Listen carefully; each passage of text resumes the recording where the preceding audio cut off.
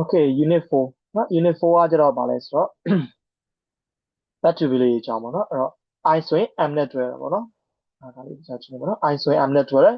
U ဆိုရင် R နဲ့တွဲတယ်နော်သူရဲ့အတူက form ဆိုလို့ရှိရင် I apostrophe M ပေါ့နော်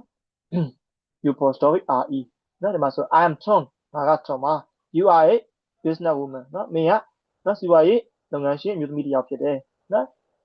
he တို့ she တို့နော် Tony ဆိုတဲ့နာမည်တော့တယောက်ရဲ့နာမည်တွေဆိုလို့ရှိရင် is နဲ့တွဲတယ်ပေါ့နော် he is a doctor she is a doctor Tony is a doctor အတူကောဆိုတော့ he apostrophe s she apostrophe s Tony apostrophe s နောက်တစ်ခုကထိုးရစားတော့ဆိုင်ဖြစ်တယ်ဆိုရင် it is a restaurant နော် IT apostrophe s နော် plural ဆိုလို့ရှိရင်တော့we တို့ you တို့ they တို့ပြီးလို့ရှိရင်တယောက်တည်းပို့သွားတဲ့သူတွေဆိုလို့ရှိရင်တော့ are နဲ့သုံးတယ်ပေါ့နော် we are students you are student they are student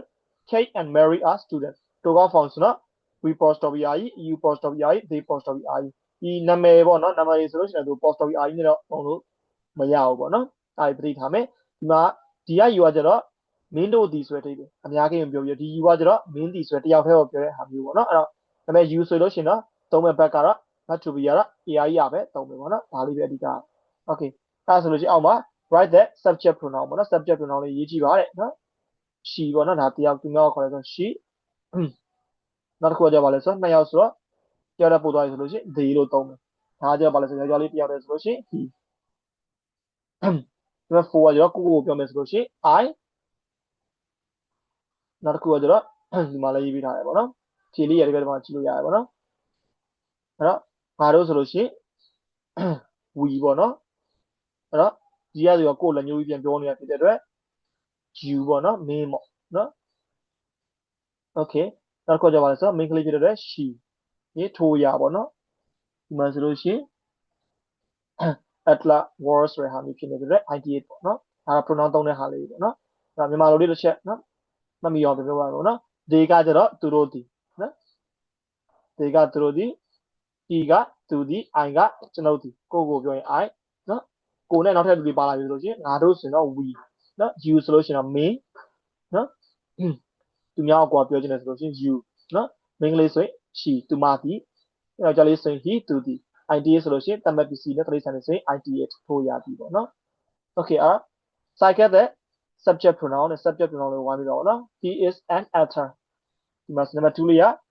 AI ရဖြစ်နေတာဖြစ်တဲ့အများကြီးဆိုတော့ we are teachers ဒီ IIS တောင်းတာဖြစ်တဲ့ she is a doctor သူမဆရာဝန်ဖြစ်တဲ့ဒီမှာပါတဲ့ noun တွေကိုကိုမသိဘူးဆိုတော့တစ်ခါရေးနိုင်ပေါ့နော် actor တို့ teachers တို့ doctor တို့နော်တရုပ်စာနော်ဆရာမများဆရာဆရာမများပေါ့နော် doctor ဆိုဆရာဝန်နောက်ကကျ photographer ဆိုတော့ဓာတ်ပုံရတဲ့သူပေါ့နော်အဲ့တော့ဖြစ်တဲ့အတွက် they are photographers okay number 5ကကျတော့ဗာလဲဆိုတော့ I is ဖြစ်တဲ့အတွက် she is a business woman he is a child it is a taxi they are waitresses နော်စဝဲရိုးမလေးပေါ့နော် okay အောက်မှာကျ is are ရေးပြရမှာနော် he ဆိုတော့ he is a student they are doctors I am a teacher it is a taxi you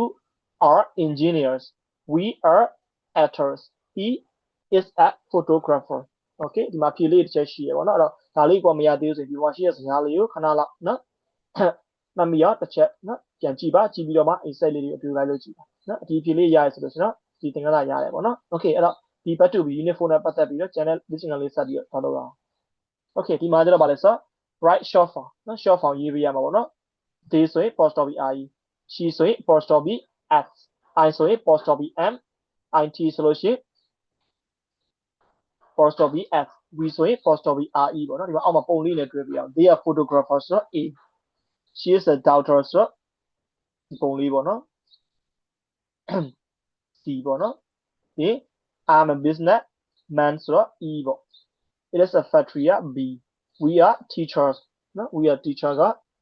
d ပေါ့နော် a b c d e ငါးပုံဆို abc တက်လိုက်နောက်တစ်ခါကျ read about mark ရဲ့အကြောင်းဖတ်ကြည့်ပါပေါ့နော်ဒီမှာဆိုရင် he is mark နော် first name က mark စာနေရ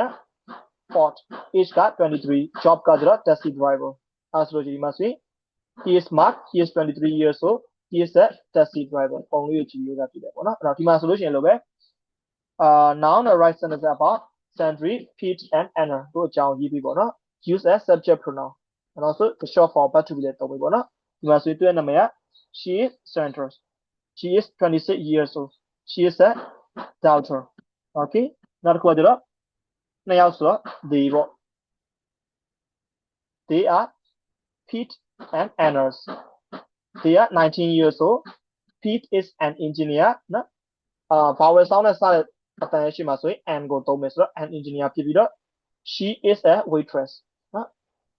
an သုံးလေးတွေနော် she က an သုံးလေးကိုမပိုင်သေးဘူးဆိုလို့ရှိရင် she က unit တွေမှာတစ်ချက်ပြန်ကြည့်ကြည့်ပါ okay အဲ့တော့ကိုယ့်အကြောင်းကိုပြောကြည့်အောင်နော်ထားပါတော့ကျွန်တော်နာမည်ဆိုလို့ရှိရင် I am Wian Tei okay I am 29 years old I'm a teacher okay ပြန်ပြောမယ်မနော် I am Wian Tei I am 29 years old I'm a teacher okay ဒီဗီဒီယိုကြည့်နေတဲ့သူကလည်းနော်ဒီဗီဒီယိုလေးကိုကြည့်ပြီးသွားပြီဆိုလို့ရှိရင်နော်ကိုယ့်ရဲ့နာမည်လေးရဲ့ကိုယ့်ရဲ့အသက်လေးရဲ့ကိုကဘာလုပ်တယ်နော်ကိုကအလောက်ကန်ရှိရဆိုလို့ရှိရင်တော့ကိုယ့်ရဲ့အလောက်ကန်ရေးမယ်အလောက်ကန်မဟုတ်ရှိသေးဆိုရင်ကိုကကြောင်းတက်နေတယ်ဆိုရင် I'm a student လို့ရေးပြလိုက်ရမှာပဲ okay ဆိုရင်ဒီဗီဒီယိုလေးကတော့ဒီလောက်ပါပဲကျန်ရှိနေသေးတဲ့unit တွေကိုဆက်ပြီးတော့လုပ်ပြမှာဖြစ်တဲ့အတွက်channel လေးကို subscribe လုပ်ရသေးဆိုတော့ subscribe လုပ်ပြီးခဲ့ပါ subscribe လုပ်ပြီးသားဆိုလို့ရှိရင်လည်းlike to comment လို့ပေးခဲ့လို့ရပါတယ် thank you ပါ